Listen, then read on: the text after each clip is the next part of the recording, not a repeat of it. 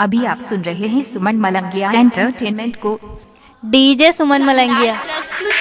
हाँ hello check hello, sound वाला भैया थोड़ा आवाज दीजिएगा। जी हाँ मेरे दोस्तों, नवयुवक पूजा समिति हर साल की भांति इस साल भी आप लोग का हार्दिक हार्दिक अभिनंदन करती है और करती रहेगी। समित सतीश रेमा, समित सतीश रेमा, समित सतीश रेमा।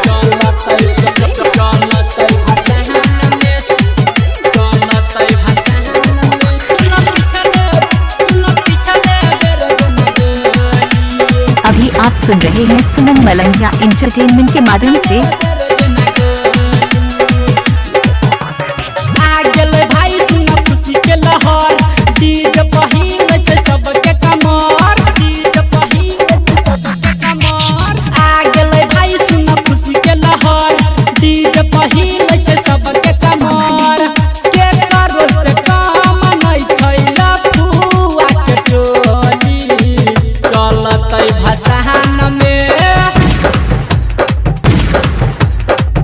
चलतै भसान में। सुन पिछले बेर जना गोली, चलतै भसान में। सुन पिछले बेर जना गोली। आ गेलै भाई सुन खुशी के लहर, डीजे पहिल छै सबके कमर। के करो से काम नहीं छैला फुआ के टोली, चलतै भसान में, चलतै भसान में। सुन पिछले बेर जना गोली, चलतै भसान में। सुन पिछले बेर जना गोली।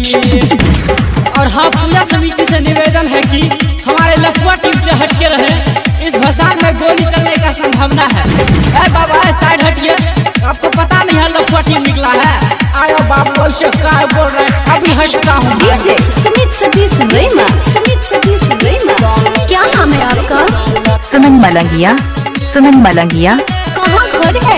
हाजीपुर गाँव मलंगिया मधुबनी।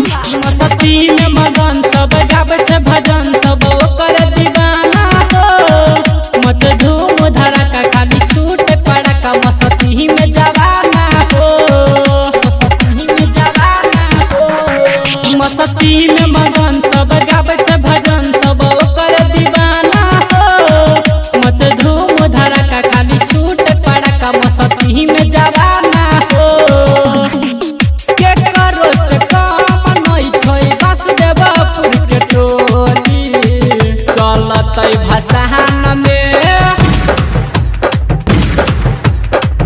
चलतै भसान में। सुन पिछले बेर जना गोली, चलतै भसान में। सुन पिछले बेर जना गोली।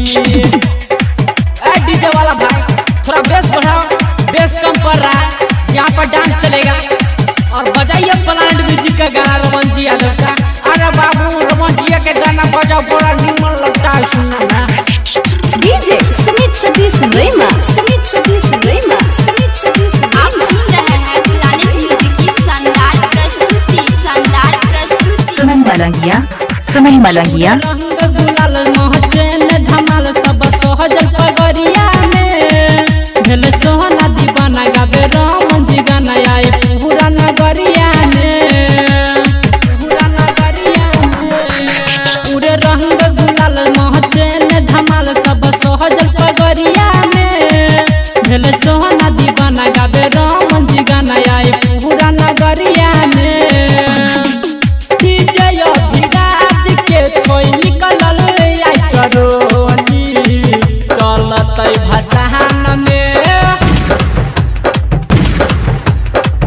चलतै भसान में। सुन पिछले बेर जना गोली, चलतै भसान में। सुन डीजे सुमन मलंगिया मधुबनी। मोबाइल नंबर 8882452308 है।